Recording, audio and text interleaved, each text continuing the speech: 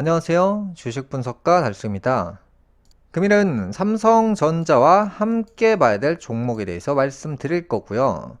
일단 우선 21년도부터 제가 주식시장 굉장히 어려워질 것이다 라고 지금까지 주장을 했지만 23년도 상반기를 넘으면 시장이 좋아질 것이다 라고 얘기를 또 하고 있죠. 그래서 여러분들이 이제 주식 기점을 잡으실 때는 23년도를 잡고 생각을 해보시면 되고 23년도 뭐 1월 1일 뭐 이게 아니라 상반기를 넘어서면서 뭐 봄, 여름이 넘어가면서부터 본격적으로 시장이 안정세로 자리를 잡을 것이다. 그래서 시장은 현재 2000포인트대 인근이지만 제가 앞으로 보는 시장은 1만 포인트 정도 보고 있는데 그러니까 여기서 곱하기 4배 정도는 올라갈 여지가 있다. 이 시장이 4배가 올라간다는 것은 종목으로 봤을 때는 8배에서 15배까지도 올라갈 수 있다는 거예요. 종목에 따라서. 이제 여러분들이 선택을 하실 때는 많이 올라간다는 걸 원하시면 너무나도 큰 회사는 사시면 안 돼요. 많이 못 올라가거든요. 그래서 이제 여러분들이 함께 보셔야 될 게 이제 삼성전자를 보시면서 그 다음에 이제 장기적으로 성장을 크게 할 수 있는 가능성이 있는 회사도 같이 고려를 해보시면 좋다라고 말씀드리고 싶고, 일단 장기적으로 좋은 인물들이 신세계 정용진 부회장, 그 다음에 LG그룹의 구강모 회장, 요 두 분이 이제 상당히 좋고, 종목으로 봤을 때는 뭐 신세계 LG잖아요. 일단 우선적으로 이제 이마트가 되죠, 이마트. 정용진 부회장 같은 경우는 일단 기본적인 운세를 봤을 때 정용진 부회장 같은 경우는 기본적으로 해외하고 인연이 굉장히 많습니다. 그래서 이제 본격적으로 이제 이마트가 해외하고 인연을 많이 갖거나 아니면 신세계 그룹이 해외 쪽 진출을 할 확률이 굉장히 높고 폭이 넓어진다. 지금보다.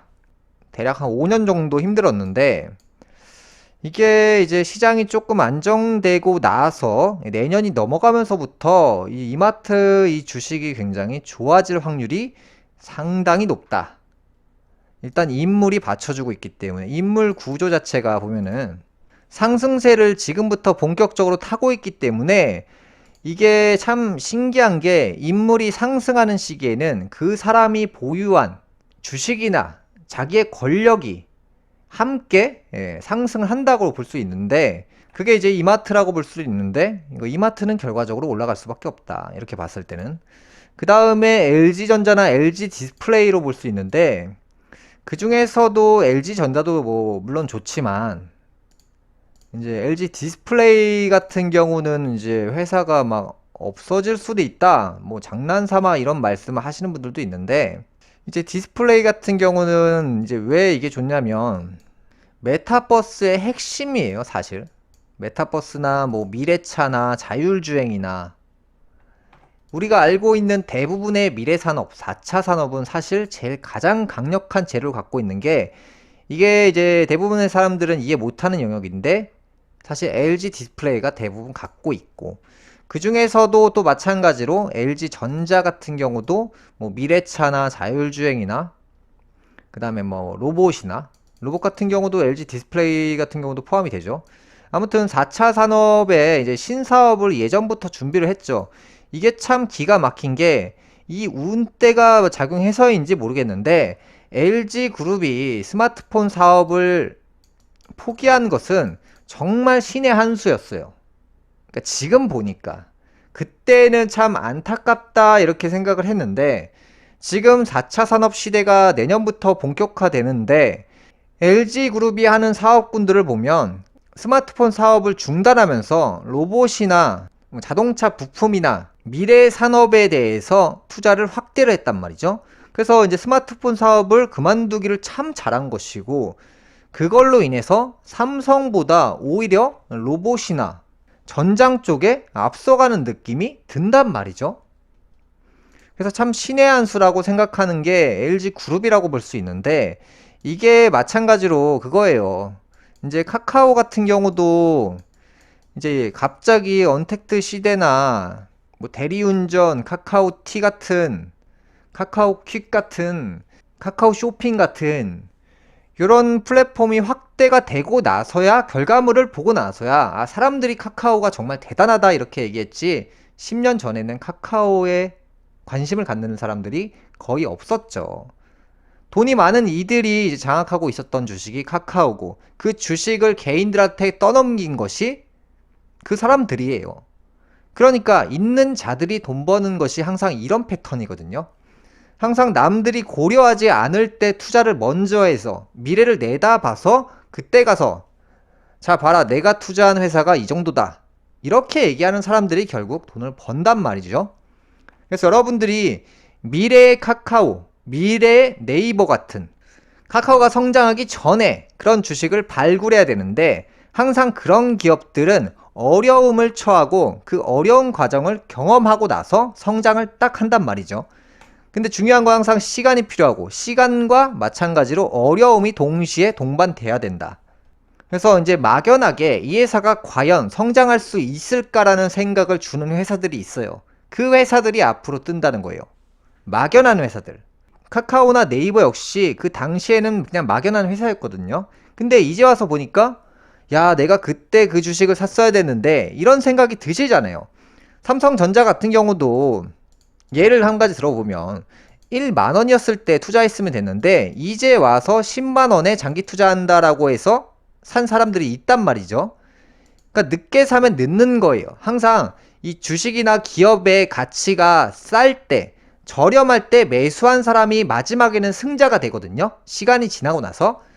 그러니까 이제 그래프만 여러분들이 보시더라도, 예를 들어서 이 그래프가 저렴할 때 매수해야 이게 올라가는 것이지, 비쌀 때 매수하면 이게 떨어지는 거란 말이죠. 장기간 이제 뭐 10년, 20년을 봤을 때.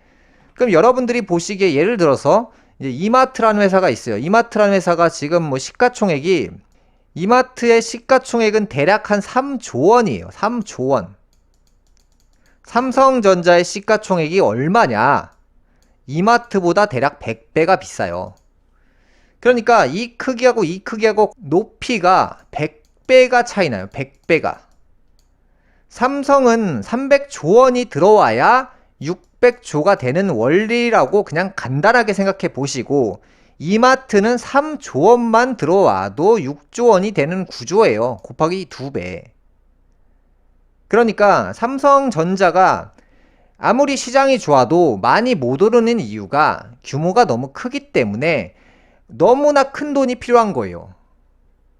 그래서 시장이 좋아져도 상대적으로 덜 오르는 것이고, 이제 본격적으로 이제 상승세를 타는 그런 시장이 열리면 규모가 작은 회사들이 성장률이 폭발적으로 간단 말이죠. LG 디스플레이 같은 경우도 이제 시가총액이 얼마 정도 되냐? 5조 정도 된다. 5조 원 정도. 이제 테슬라 기준으로 봤을 때는 그냥 100배 작은 거예요. 100배. 100배가 작은 회사예요. 테슬라보다.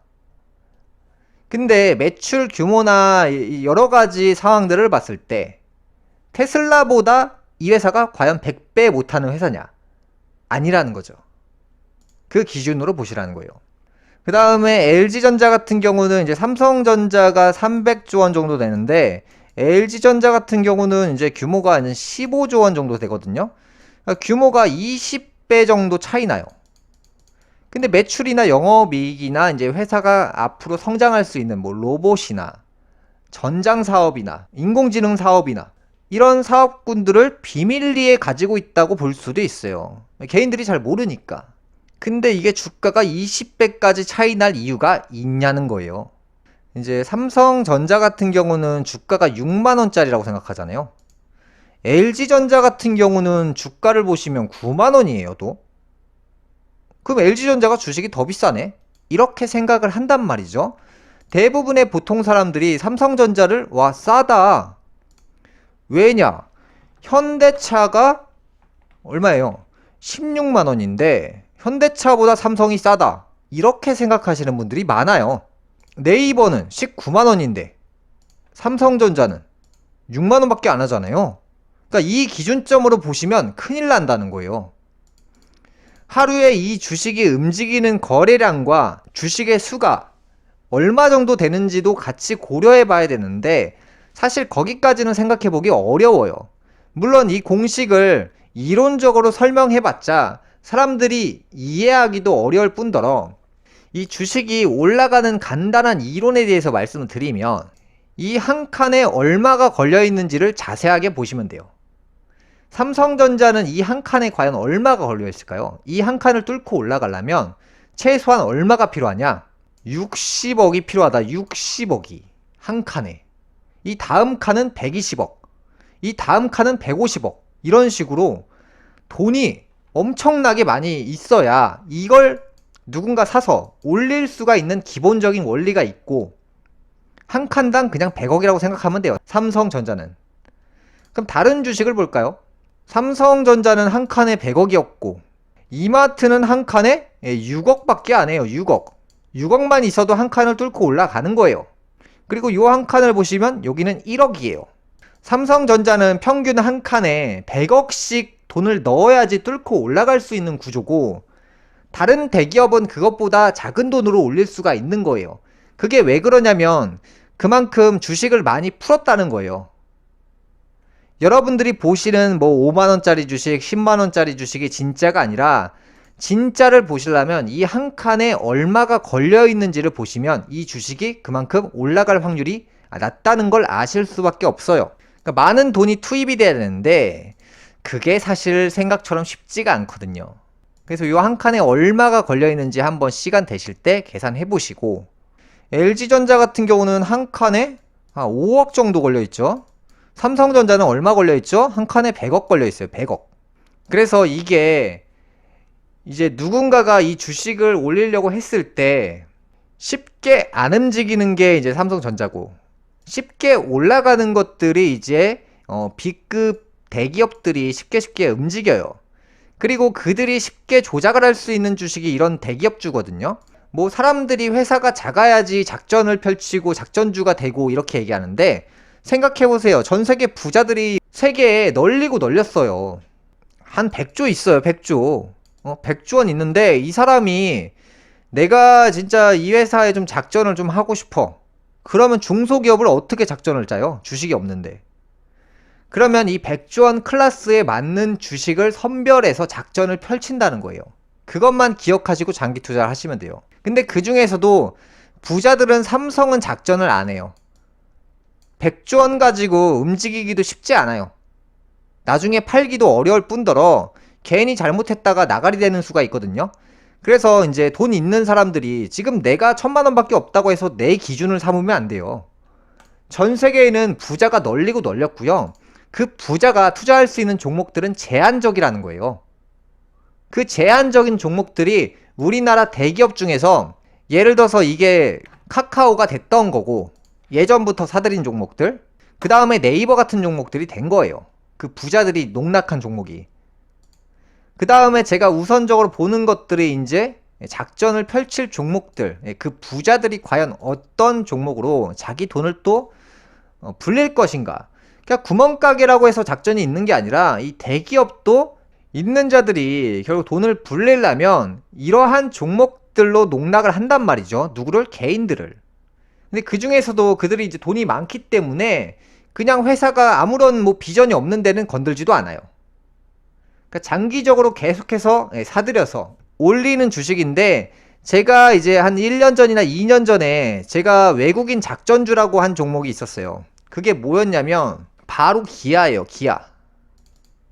기아를 이제 외국인들이 이제 뭐 기관이나 뭐 유명한 외국사가 아니에요. 그냥 외국인이에요. 그냥.